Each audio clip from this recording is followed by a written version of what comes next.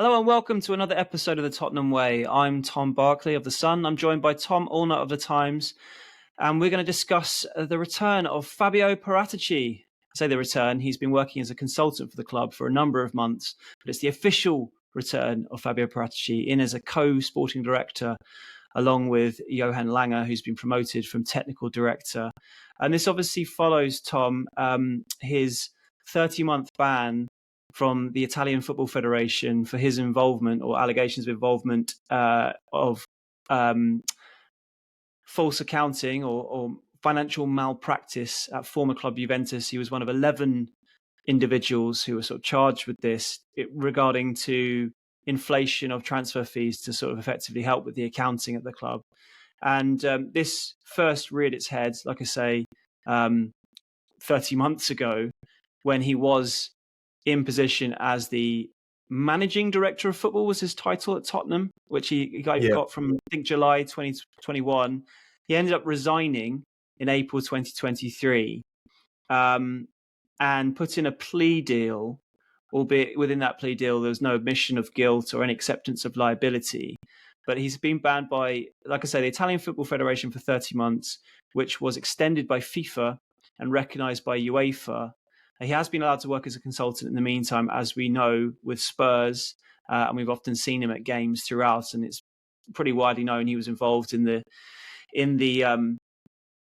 search for Ange Postecoglou's successor, been involved in the transfer market. Stories, including my own, were written back in May that he'd be on his way back in an official capacity. And I even asked Thomas Frank a couple of weeks ago about what it was like working with him. But he is now back officially. I suppose there are two questions that come out of this. And the first one, I think, Tom, to start off with, is what kind of look is this for Spurs? Because as good, or it depends on what you think of his record in the transfer market, there has been some good and some bad signings.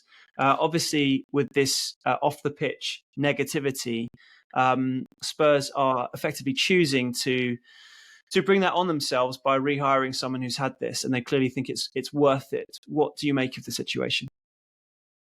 Yeah, I hadn't really thought about that angle, actually, Tom, to be honest. I guess my instant reaction is that he's kind of served his punishment. And I think if, you're right to say that, Paratici has obviously been working for Spurs pretty constantly for, the majority of this year, for the last, several months, in a consultancy capacity. And there's been no attempt to hide that. He's been at matches, he's been in the director's box. He has, I was on the plane to Bodo from Oslo, and he was sitting in the row in front of me, weirdly next to Ed Balls, the former Labour. What was his role? I can't remember. I was like, what's Ed Balls and Paratici got in common? Anyway, so they were, very much, he's there talking to fans. Fans are asking questions. He was kind of mixing in, and to say that Paratici has sort of been under the radar is a stretch, I would say, and I think sometimes slightly to the club's frustration, to be honest. He's been very much kind of in the public eye, so I sort of think that ship has sailed. I don't think, I think he's kind of served his ban, hasn't he? Do you think there's a sort of a kind of a moral thing here that maybe it's not a good look for Spurs to rehire him in that regard? I don't know. I can just see why fans might think that. It's obviously just bad headlines regarding all this stuff that's happened to him off the pitch, and some might argue that Spurs had an opportunity to sort of not be associated with that kind of negativity by rehiring. But as you rightly say, he's basically been working for the club for a long time throughout it anyway. I suppose there's the element of, as you say, of he served his time, he's served his punishment, and we move on. But I do think it's something that some fans might be questioning. Let's move on. But given that he has returned, I feel like that was the first thing to deal with. The other big question, I think Spurs fans, the main question perhaps that they're asking themselves is, how will it work having two sporting directors? Can you have too many cooks spoiling the broth, or is this something that's going to make the going to make the dish even better by having two sort of very insightful football minds, but with different skill sets coming together to improve Spurs' output, particularly in the transfer market? That's definitely how Vinay Venkatesham and Spurs see this. And what's interesting about Paratici coming back is whilst there were a lot of stories, as I say, that that was on the cards, I think a lot of people also thought that he was Daniel Levy's pick in the first place. So once Levy had left the club, there were a few question marks over whether this would still go through. But the Lewis family have decided that no, this is definitely what they want to do, which probably gives a bit of a ringing endorsement, I suppose, of Paratici's skills. And I can go into in a minute over the differences that Venkatesham in that interview that he did the other day pointed out about how Lange and Paratici will have sort of slightly different briefs. But before then, I mean, what was your initial take when you heard co-sporting directors? Were you thinking if were he to come back, it would more be a hierarchical system, or are you actually thinking this is quite a smart idea, having the two of them work together?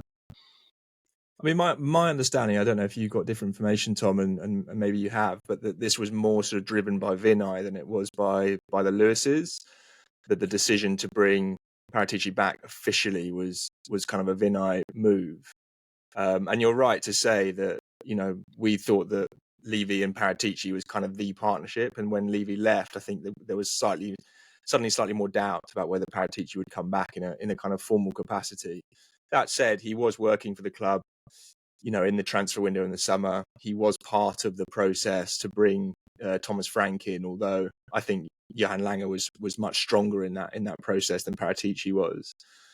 I guess my instant reaction was more about Lange, you know, than it was about Paratici. I think, you know, with Fabio, you kind of think, well, yeah, he's been working for Spurs in the transfers, on the loans, on the player department for a while, constantly. So to kind of make that role official felt, you know, fairly natural. I think the big question is where this leaves Lange, to be honest, you know, and I wasn't entirely convinced by the idea of him being promoted from technical director to sporting director. That felt to me like a sort of and this isn't information, it's just opinion, it's a guess. It felt to me slightly like, you know, trying to give someone something to make everyone feel happy and to make sure, you know, nobody feels that they're inferior in the partnership. It's sort of, you know, let's make sure you both have the same job title. We sit you down on the same sofa. Everyone looks happy and everyone looks like there's a good partnership going on here, because otherwise, obviously, you don't want to, you know, make it look like Lange has been undermined. But will it work? I think, you know, Spurs are trying to put across this idea, aren't they, that, you know, sporting director in the modern game means a lot of different things, lots of different departments. It's a huge role. You know, you've got the medical, the performance, the sports science, the nutrition, the academy, you know, the transfers. You know, it's obviously a huge role, and they're sort of saying you almost need two people. If that is the case, then why don't all clubs have two sporting directors? You know, ultimately, a sporting director is at the top of the chain, and then they have departments underneath them. That's how you manage a huge role. It is possible.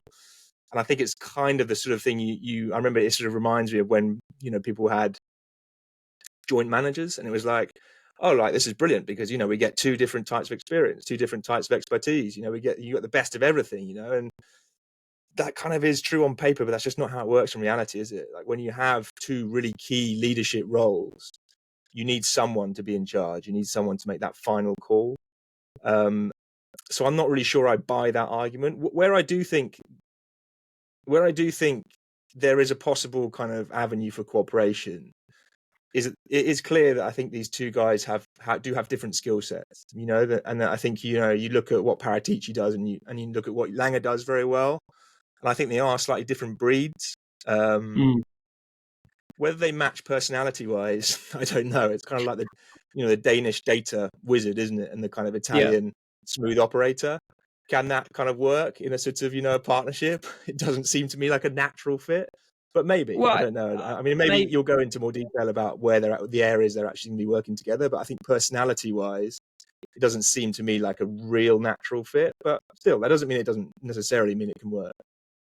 Well, I don't know about that. I think the classic opposites attract may come into play here. I mean, ultimately, we won't know till you know, time has passed and how well it's working, and if both of them are still in the same roles in a year's time, I think that will be quite indicative of how well it worked or not. But in theory, I think by Paratici's own admission, as he said in that interview, he's quite an emotional guy. He's known as being quite a loud, big, sort of gregarious character.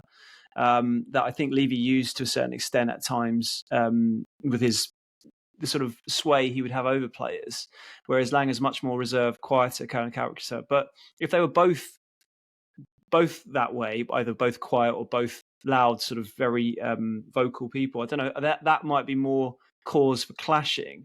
Whereas the fact that they have these slightly different personalities could, in theory, work quite well. And then when you look at the skill sets, as you've mentioned, and Venkatesham sort of laid out in that interview. So first of all, you're right. The sort of view of Lange generally is this data wizard, someone who's very, very clued up on data, someone who, when he was hired, Tottenham at the time were very much looking to get into the 21st century, really, when it came to data analytics. I think they felt quite left behind at that time. They needed someone to bring them up to speed. You think of that famous scene in Moneyball where they're talking about the old school kind of eye test versus bringing in data. I don't think it was a million miles off to a certain extent. Not quite the same as that, but they felt like they needed to, get with the times a bit more. And Lange's approach to all that kind of stuff won them over. And I think he worked very well with Daniel Levy. Obviously, Levy's gone now, but when it came to the way they went about doing deals and just working together, it seemed to work quite well. And looking at it on paper, I think actually the sort of combination of the two of them could work. So just to sort of lay out what Venkatesham said about Paratici's particular focus and Lange's. So Paratici is obviously the players, the transfer window, the sort of loans and the pathways for young players getting into the first team, whereas Lange is more about scouting, performance, football insights, performance analysis, and the academy. So, just off the face of it, you can see how their personalities would fit more into those. They will come together and apparently deal together on everything, but and specifically on squad planning and player recommendations. But they do have slightly different briefs. In a way, like I am sort of buying your argument a bit about this being more of a promotion not to leave, sort of feel like Lange has been left sort of in an inferior way, because if they were both being hired now, you wonder if one would be called the technical director and one would be called the sporting director. It all feels quite semantic, these titles.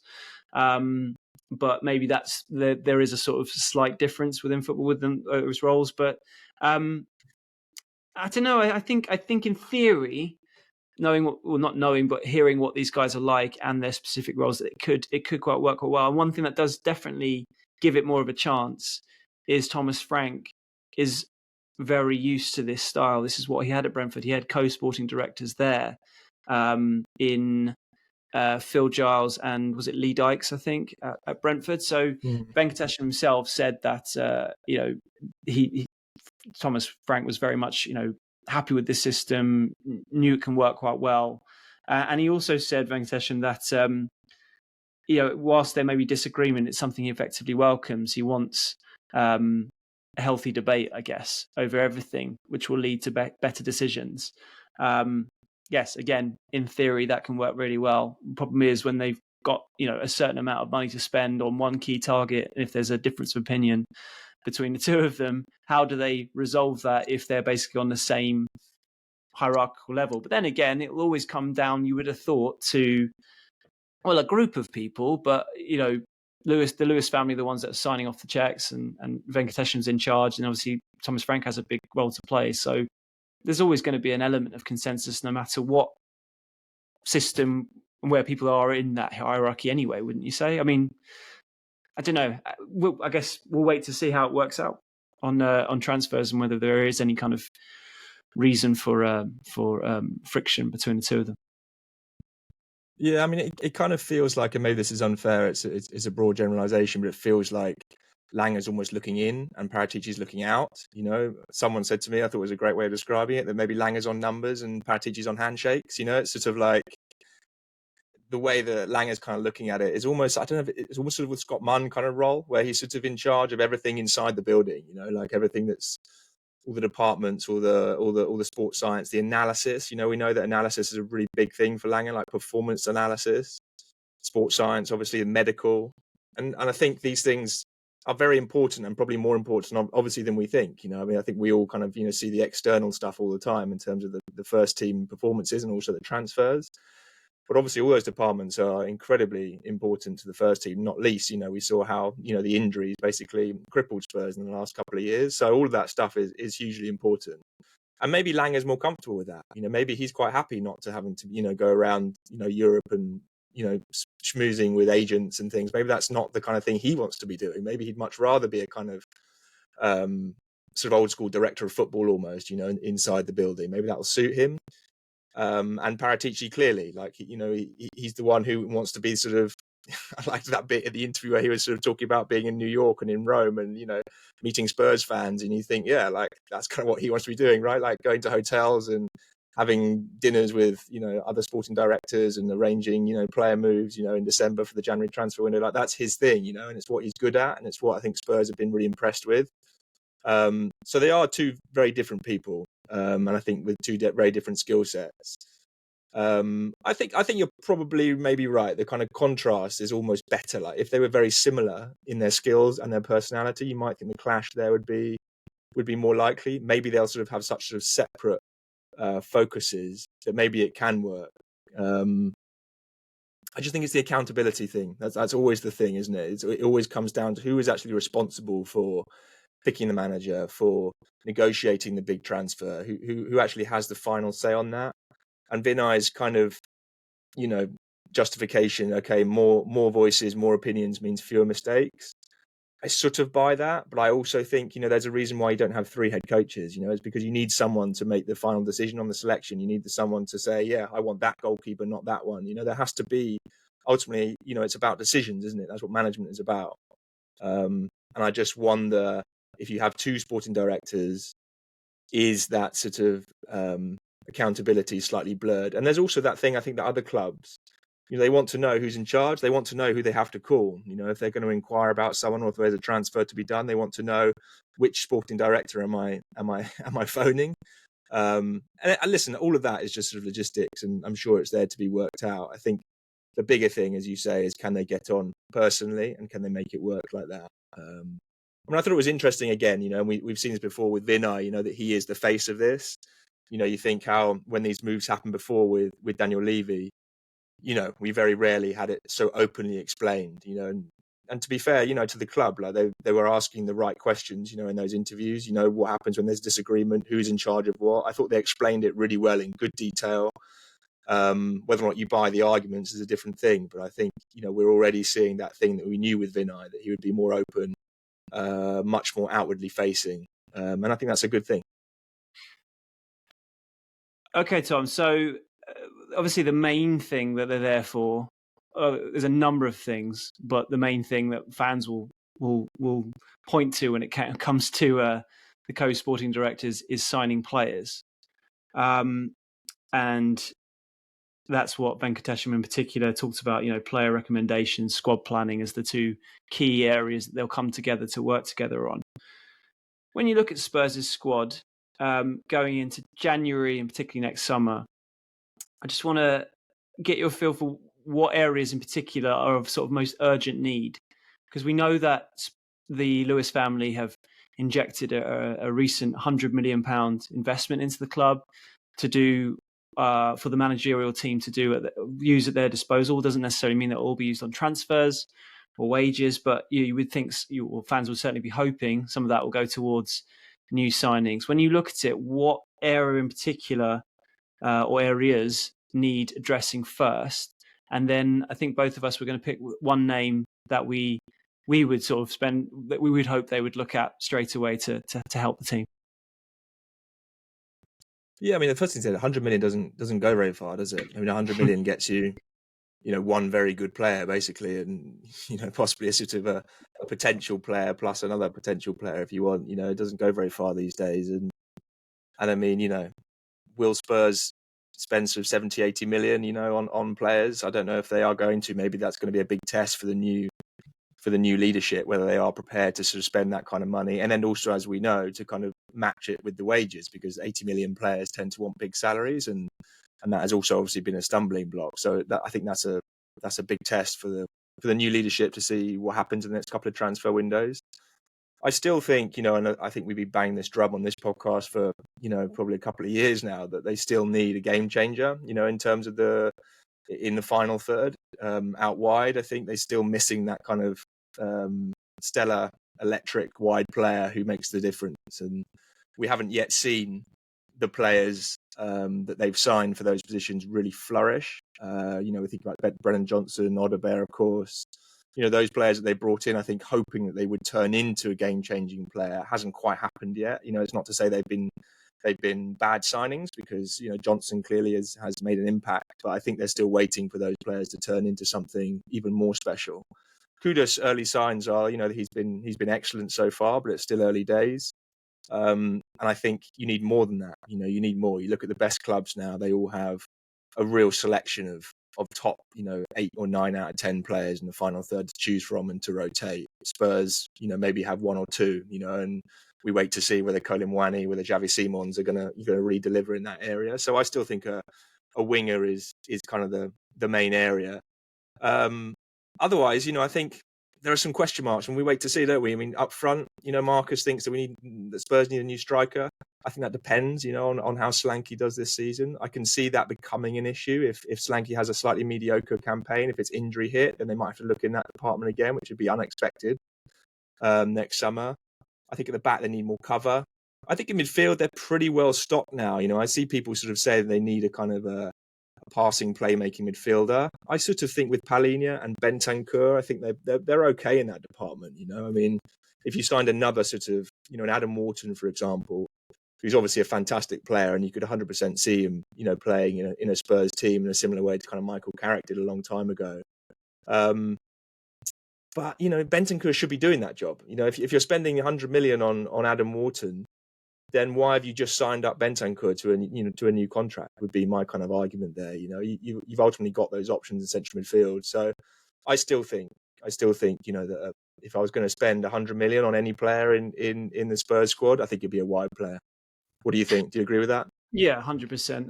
And a wide player is the player that I have sort of selected as the sort of dream signing. But I mean, I think I agree with you regarding centre forward. It's just a bit too early to tell. We don't really know how significant these nagging injuries for Dominic Solanke. If he can finally get over it, and we'll wait to see what situation he is after the international break when Frank speaks on Friday ahead of the Villa game, and he comes back into it.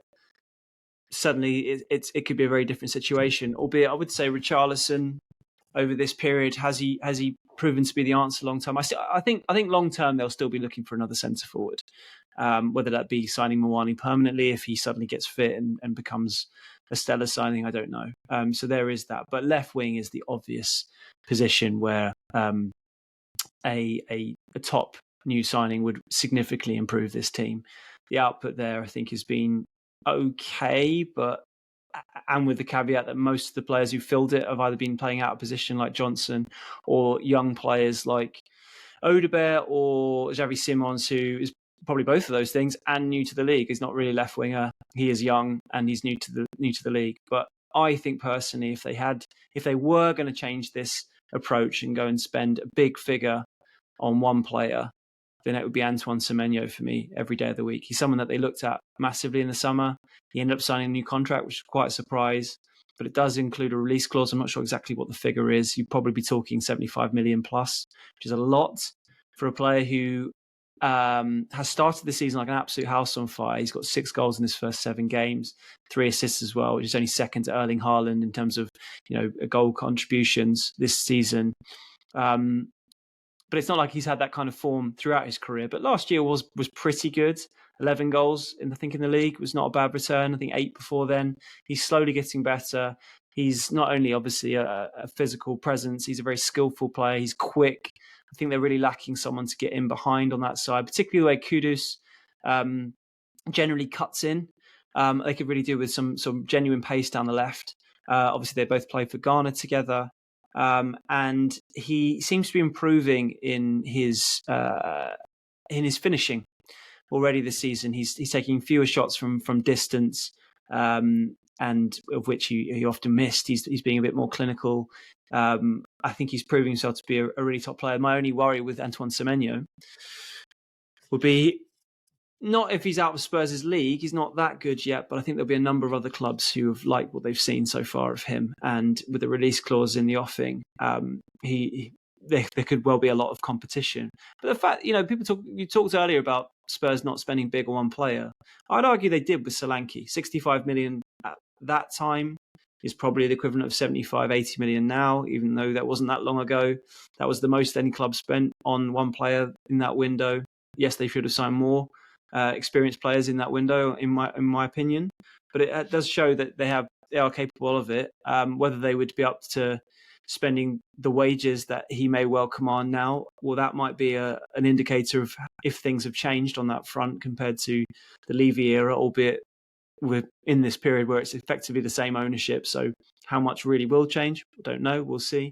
But I think for a lot of reasons, the hunger that he'll have to prove himself at the top level, the fact that Bournemouth generally are a selling club, as well as much as they probably wouldn't want to let him go, they generally do when the money's right. And the fact that position in particular is where they really need someone, Tottenham, in my opinion. He would be absolutely I think they're too late though, Tom. Don't you think? I think they're too late. Like, no, I feel like last summer was the window that the Spurs. I don't know if they're gonna. The cost now for Semenyo. I mean, if they tried to get Semenyo in January, Bournemouth would be asking for close to 100 million. Never mind 70 now. There'd be, okay, we don't know what the release clause is. Could be a different thing. But he's a 100 million player right now. A guy who's basically been the best player in the Premier League so far this season. Like, are Spurs going to be front of that queue? Are they going to be prepared to pay the money that's required? Like, and this is the thing. Like, when you dither on a player like Semenyo, you wait a year and he goes up by 40, 50 million. And suddenly it's out of your bracket. I don't disagree that for January, they will probably be asking for that kind of figure, and that does seem a bit excessive, even for a player as highly as I rate him. But I'm not necessarily talking about January, even though if the Lewis family went out and brought in a massive money signing, then it really would sort of kickstart this new era of their ownership at the club. I'm talking more about the summer. And but even next summer, even next summer, okay, we don't know what's going to happen. Like, Semenyo might tail off, and he might have a much more middling season than he is right now. But let's hypothetically say he continues roughly on this kind of streak where he has an incredible breakout season.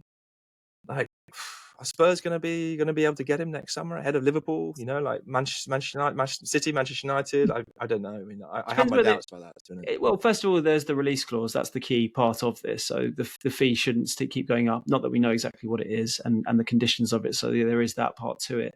I don't know. Yes, I think players will always pick Liverpool over Tottenham. So that there is that. But they do have a lot of players out wide already. Liverpool. They're already trying to bring in a bunch of new signings and sort of make it all work. So I don't know. I'm not saying this isn't the case, and he has been linked quite a lot to Liverpool of late. So maybe they would be looking to sign him. Obviously, there's the Richard Hughes connection with Bournemouth, but that doesn't necessarily mean that they would be desperate for him. Man United, maybe, but then they've just signed Cunha, who's playing on the left-hand side of this 3-4-3 formation. Obviously, it depends if Ruben Amorim stays the course, I guess, on that front. I'm not saying that Spurs would definitely get him, and I probably agree with you. They had probably more of a chance if they really pushed for him last summer than they would next summer if he continues in this kind of vein of form. But I wouldn't rule it out completely. And we are talking about a dream signing here, so he would be my dream signing for Tottenham. Who would yours be, Tom? I wonder if. Yeah, I've got two options. One is sorry, something dropped my keyboard. One is if they were to finish in the Champions League, if you're looking for a left winger who's quick, can deliver straight away, has got Premier League experience, will 100% be available next summer, why wouldn't you go for Marcus Rashford?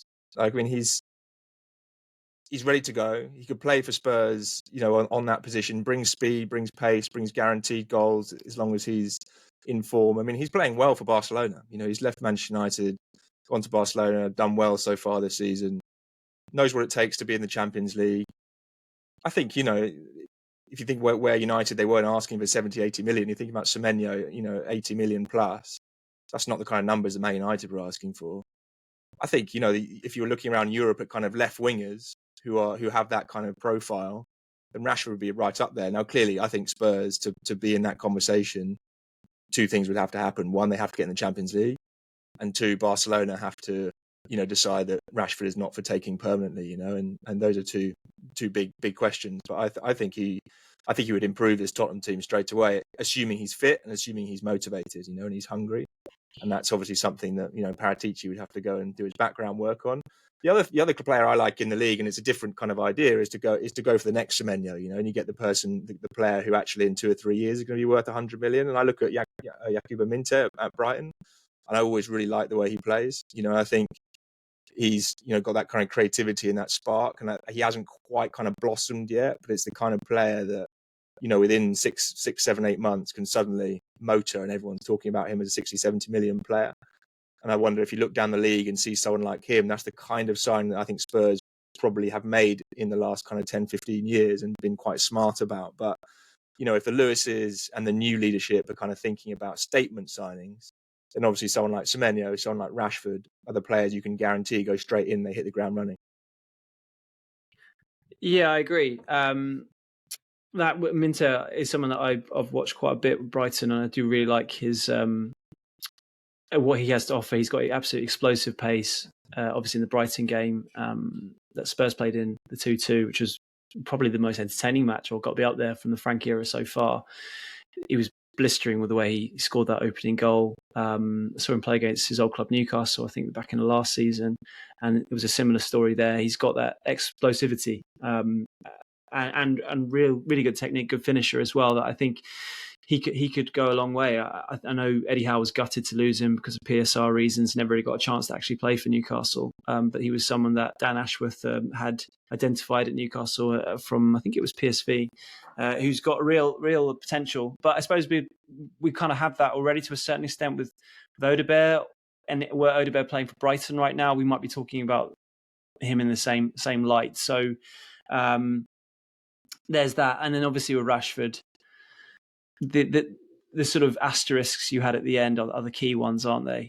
How motivated is he? For England right now, he looks super motivated and has that ability, which has probably been overlooked and underappreciated about him and players generally, of the way he can beat a player. It's quite rare these days. We just don't have that many wingers who do it.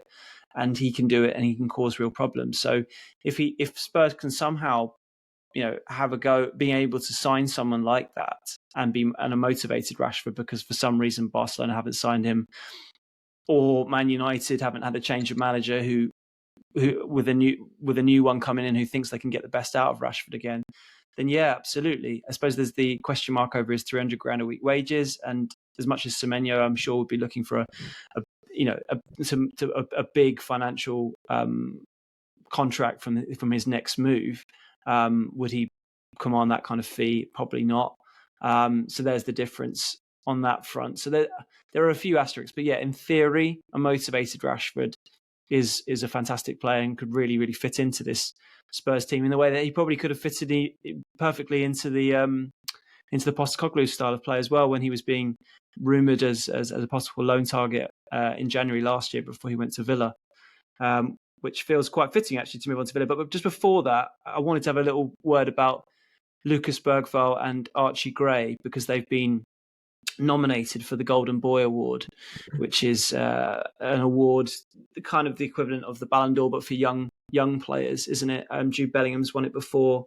He's one of a number of Premier League players to have been, a number of Premier League players to be nominated, along with Lewis Skelly and Nwaneri at Arsenal, Jorel Hato at Chelsea, Estevao at Chelsea, Lenny Yoro at Man United, and Nico O'Reilly at Man City, who's just made it into the England squad of late.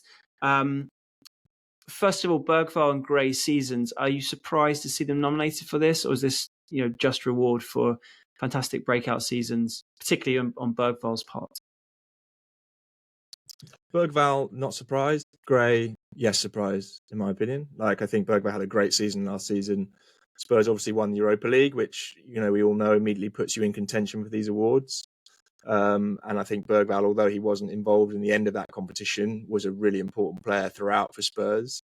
And I think he was, I think he was Spurs' best player overall through consistency of last season. And it was not many contenders for that award, but I think he was he was right there among Tottenham's best players. So I'm not surprised he makes it into this list. How many are there? Is it 30 for the nominees? I'm just looking at the list here. It looks about 30 without counting. Felt more than that. Felt fewer than that, to be fair, when going through them. But I'd have to go through. It's about sort of 20 names or so. So I'm not surprised that Bergvall's in there.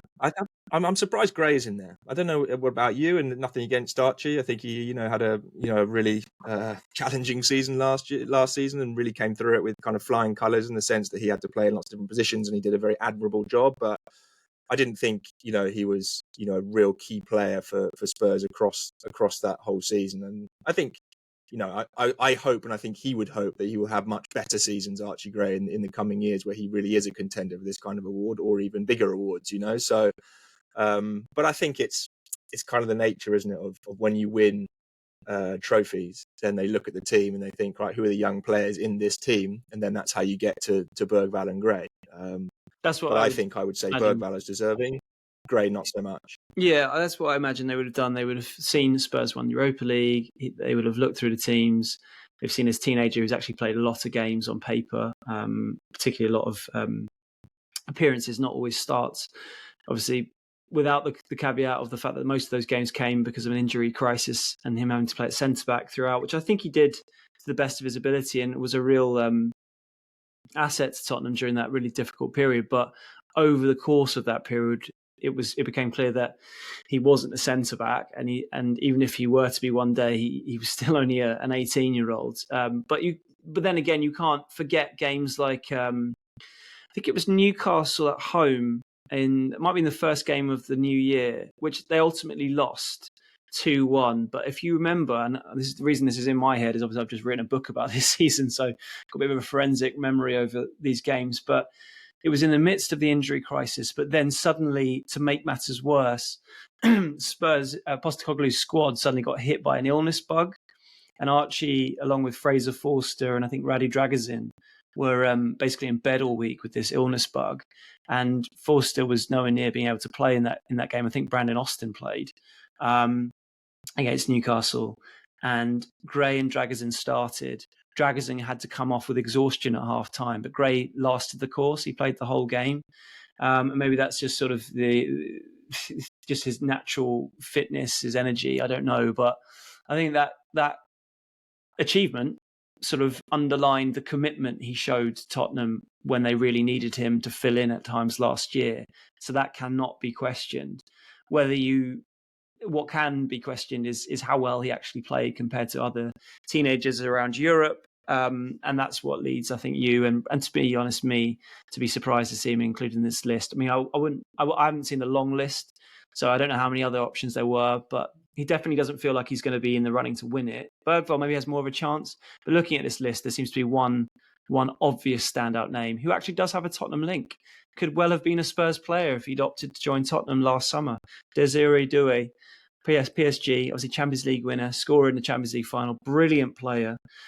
But the summer last year, he actually came over to Tottenham's training ground to have a look around with his family and I think quite a few agents. Had a chat with Postecoglou. Seemed like there was a possibility of it happening. And in the end, he chose PSG, which you got to say from his perspective was the right call because he's gone on to be one of their key players to win the Champions League and probably going to win this award. But fair play. But it just shows you how, back to Paratici and Lange and the sort of talent spotting side of things, how convincing players to come, how much that can change the course for both their careers and clubs. Yeah. What could have been with Desiree Doué? Yeah, it's true. But he won't be having any regrets, to be honest. I think he had a pretty amazing second half that season. Yeah, he did. Let's just move to wrap things up. Let's move to Villa. So Villa at home on Sunday, back the Premier League back again. Villa are a team that have had some interesting games against Spurs in recent years. Like if you remember last year, Spurs won 4-1 at home. Very convincing win, but it was kind of just the last few results. I think it was back-to-back 4-1 home wins over West Ham and Villa, the Claret and Blues, and then the winter really kicked in with the injuries and the bad results. The year before then, they lost 2-1 at home. I don't know if you remember that game. Spurs lost 2-1 at home to Villa, and they're actually playing really well at that point. It was just like when things were starting to not go so well results-wise for Ange after an amazing start. But actually, I thought they played really well in this game, but ultimately lost. And then the year before that was the first game after the Qatar World Cup. And first game back, and they lost 2-0 at home to Villa. And this was like the start of it all going wrong under Conte, I think, where sort of the sort of divide between the players and the coach really started to happen at that point. It feels like Spurs have had a really solid start to the season, albeit I was listening to a podcast earlier, the TIFO podcast, where they were sort of suggesting that the underlying numbers suggest they're overperforming in terms of their results and where they are in the league.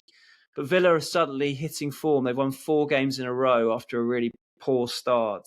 How do you see this game going? And with Spurs seemingly better away from home so far under Thomas Frank, what is a good result for Tottenham going into this match?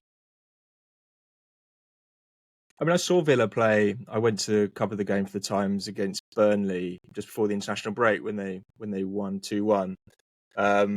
And they were okay. I think, this idea that they've won 4 in a row slightly flatters them, because 2 of those wins were in the Europa League, which, as we know, is very useful for kind of, polishing up stats when you're in a slightly bad run of form. And then they beat Burnley, and the other one, I think they beat Fulham, I think it was, at home. So, I mean, I don't think basically Villa are back yet, and their win against Burnley, they were slightly sort of nervy. Watkins and Rodgers both looked like they were still kind of trying to find their rhythm and their touch a little bit. Marlon scored twice, and they played him more centrally, and he was a real handful. And if they do that again, where they play kind of Marlon just off Watkins, sort of as almost like a front 2, then that will definitely be something that Spurs have got to deal with. But I think at home against this Villa team at the moment, I think Spurs should be going into this game really looking to win. And I think also they need to. They can put some distance here between themselves and Villa. What is it at the moment? They are third with 14. Villa are 5 points behind. They could be 8 points clear of a Champions League rival. Which obviously at this early stage is still early, but it's not insignificant. So I think they should go into this game with confidence. I mean, in terms of the sort of overperforming thing, I think we don't really need the numbers to tell us that we think Spurs probably are a little bit overly flattered by being third in the table. I think those of us who have watched their performances so far this season, we know it's been up and down, that there have been 2 or 3 games where they were really, really poor, and even Frank has said that as well. He hasn't shied away from that. I think there have been some moments where they've been very good as well, and obviously the attack hasn't really been clicking, but the defense has been much better. And obviously the table is very bunched, so they're third in the table with 14 points, but they're only 3 points ahead of 9th, right? So I mean, if they were 5th or 6th, that would probably feel about right, in my opinion. That would probably, be a fairer reflection of their performances. But I think this is the kind of game where, post-international break, they should go into this match, look at Villa's recent form and think they can go and win this game. I wouldn't say comfortably, but I think they can put in a really convincing performance and kind of keep the momentum they had before the international break with that really good win at Leeds.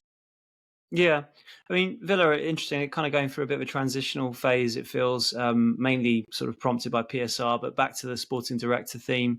Obviously, Monchi, who someone that you'll be very aware of anyway from English football, but prior to that was Sevilla with your time in Spain. He obviously left the club recently. He's actually done an interview this week. I've just been sent the quotes where he's talked about Daniel Levy being the toughest negotiator he dealt with. Not the first person to say that, but feels quite timely ahead of the Spurs game. But he was obviously quite an influential figure along with Unai Emery, so they've had that to deal with. You're right about Watkins. He really struggled to score this so far this season. He got his goal against Wales for England, and then banged his knee into the post going for another shot. I was at Wembley the other day, and he came off at half time and he missed the Latvia game. So I suppose there's a bit of doubt so far whether he'll definitely be involved against Spurs, although I think the reason that he pulled it out of the Latvia game was to give him a chance to make it for Villa. The one sort of talking point really, I guess, player-wise for Villa is Morgan Rodgers, because he had a brilliant season last year, linked up very, very well with Watkins. He's had a slow start so far to the season for Villa, but was fantastic for England. And we've now got to this kind of amazing point now with him where a lot of people are just sort of presuming he'll be in Thomas Tuchel's World Cup squad, and one of Bellingham, Foden, Cole Palmer will be left behind. It's a long way to go. I'm not so sure about that, but he's proved to be a really reliable player. He was excellent against Wales. but he's also someone that was linked quite regularly to Tottenham in the summer.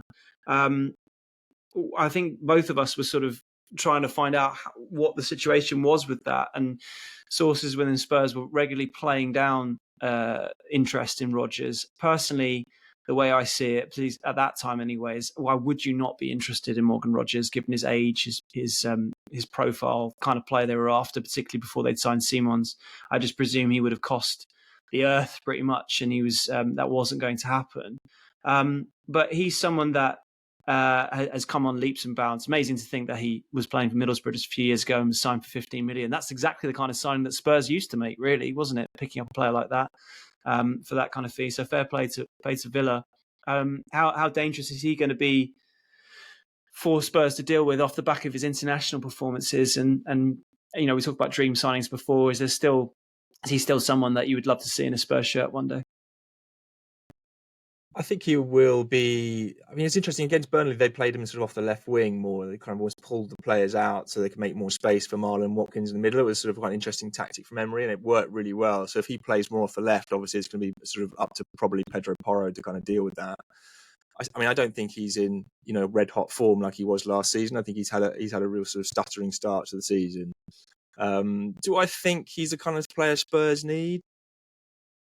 In all honesty, I sort of think for the money that you'd have to pay to get Rodgers, I think Spurs could spend their money elsewhere.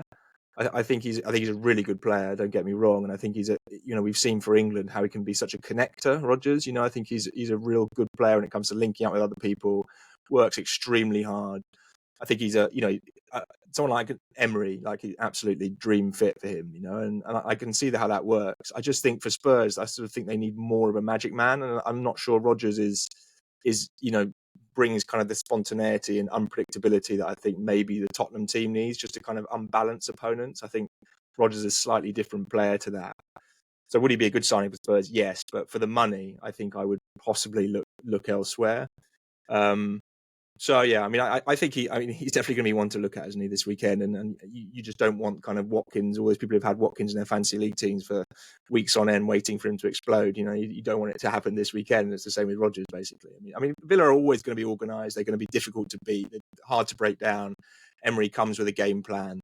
I think it's the two sort of ultimate kind of adapting, flexible, pragmatic managers in the league, with Emery and Frank almost going head to head, and it'll be really fascinating to kind of see who wins that battle. Yeah, I guess to sort of wrap things up, obviously Matisse Tell got his goal against Leeds just before the international break. We're waiting to see what the situation is with centre forwards with Solanke and Mawani. Mawani did play over the international break, I think 45 minutes in a behind closed doors friendly against Watford. So maybe he might be more up to speed after a bit of recovery.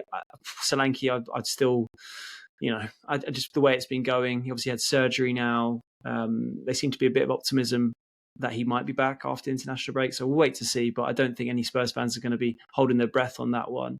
So the likelihood is it'll probably be a choice between Tell and Richarlison going into this game. I mean, what would you like to see up front? And any other sort of selection dilemmas going into this game? And then lastly, a prediction as well, Tom, to wrap things up. Yeah, I mean, I think if Solanke is involved, it won't be from the start, right? At best, we're sort of hoping he might kind of get on for 20 minutes at the end, and they sort of start to kind of ease him back into action. We'll find out from Thomas Frank. We're recording here on Thursday, so tomorrow, at the press conference, whether or not he's ready or not. It might come too soon, and obviously it's a very busy month coming up because you've got sort of Copenhagen and Monaco in the Champions League, and some really important games in the league as well. So they don't want to rush him back, obviously. But you're right, there were some suggestions or hopes anyway, at least before the break when they announced that surgery, that it would be a very minor operation, that he might even be ready quite quickly after the international break. So let's see if that comes to fruition.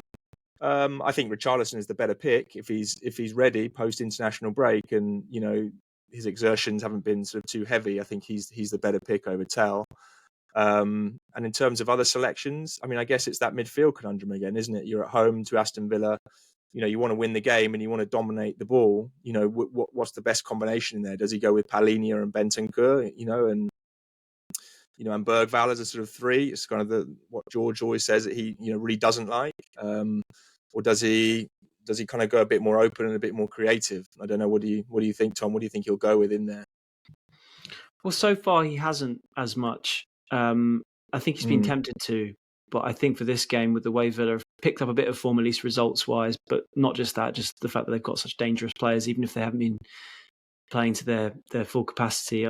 I'd almost be surprised if he didn't go with the sort of two holders in midfield, albeit a lot of the times I've sort of predicted how he might set up, and he's gone a different way. I don't think Spurs fans would be too unhappy with that either, really. I think the pushback was more when they were playing Wolves at home, because Wolves hadn't taken a single point all season. That really felt like the one where you should, from the off, really try and attack the opposition, particularly in the way you set up with your personnel. But Villa, I think everyone knows how dangerous they can be. Just look at the recent results Spurs have had against them.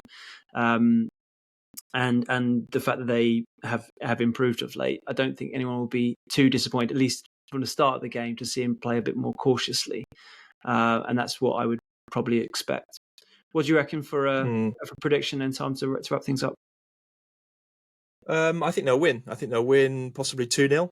I think maybe Villa are slightly sort of flattering to the sea at the moment in terms of the results, and I think Spurs are probably in quite a good place. And I don't know, I just trust this team. I don't know if I sort of like overestimate them slightly, but I just trust them. I feel like there's a solidity there that now I sort of back them in games where I think they're at home or they're playing against a team that is, inferior. I sort of think that this is a sensible team now who will deliver fairly sensible results. And, obviously that has backfired a couple of times. I would have backed them to beat Wolves and they didn't. So it's not to say this team is at all perfect. And there is a possibility, there is a world here, I think, where Spurs, struggle to break down a really good organised Villa team who are very good at playing on the counter and playing through transitions, and that Villa nick a goal on the break and suddenly the whole thing turns sour. That is a possible scenario. Like Emery is very good at navigating that kind of football match. But I'm fairly confident, and I'm looking at the fixtures here. And I think it's an interesting couple of months now, because I think we are all sort of wondering how good this Tottenham team is off the back of the start. And I think it's been a really positive start. We said 8 out of 10, I think, in the review pod, which if people haven't listened to, then go back and have a listen to that. Just because of the results and where they are on the table and where they are in the two cup competitions that they've started, But equally, I think we've seen enough in terms of the mixed performances that I think we are really waiting to learn more in the next few weeks. And you look at the games, they're playing in the league, they're playing Villa, Everton, Chelsea, Newcastle and Man United now, and before the next international break, which I think is a really interesting little section, because they're all teams who we're probably expecting to kind of be in that section of kind of, 3rd to 8th, and I think Everton could easily push into there as well. So whether or not you think Man United are going to finish in there is kind of up to, whether or not you think Amorim's going to turn things around. But they're all kind of traditional Champions League contenders, right? And I think we will learn a lot more about what we can expect of this Frank Tottenham this season, I think, in the next few weeks. Yeah, totally agree. But I think based on what we've seen so far, I'd be surprised if the Villa game wasn't cagey and tight, and that's exactly what I'm expecting. I do think there's a bit of a question mark over how Spurs play at home compared to away. They do seem to be so far under Frank a bit of a better team away from home. It's up to them to sort of change that narrative. Perhaps playing more attacking lineup might go towards that once Simons becomes more and more used to his teammates and English football. That's clearly part of it. I mean, we're very much in a bedding in period, both for him, but for Frank and his style. So this is not a criticism, really. I think the way he started has been the right way of going things about things, to not try and change things too much too quickly, and to have that solid defensive base to work from. And I think, but at the same time, I don't think we should suddenly expect, after the international break, we've had a couple of weeks of training, albeit a lot of players been away, for that to really change that dramatically, particularly against a Villa side who we know have a lot of quality, who are at least gaining confidence from their recent results. So for me, I still think a sort of 1-1 would be quite likely. Obviously, Spurs will be disappointed with that because they want to be winning all games at home. But the way Villa have picked up form of late, and the way the Spurs are still adapting, I think that's probably what I would go for. What are you going to say? What are the chances, Tom, that we see Paratici and Lange sat next to each other in the director's box in a show of unity between the two co-sporting directors? Well, it'll make a difference because Paratici generally has been sat behind us most of the time, hasn't he? Throughout his time in consultancy period, he's been in the boxes just behind the press box. So I'm sure he'll be happy to be back in the main seats. But yeah, I can well see that being quite likely.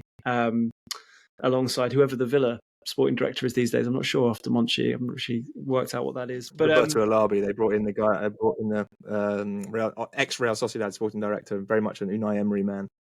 Fair enough. Well, Real Sociedad have signed lots of fantastic players over the years, so it looks like a pretty good appointment in the what is the sporting director derby. It seems the way we're billing it in this preview pod. But anyway, I'm actually on holiday for a week after this. I'll be missing the game, but I'm sure 2 of you or maybe 3 of you chaps will be doing it after the Villa game as a reaction pod, and I'm sure it'll be something next week with there's Monaco obviously to come as well. But until then, let's see how Spurs get on against Villa at the weekend. And thanks for listening. Cheerio.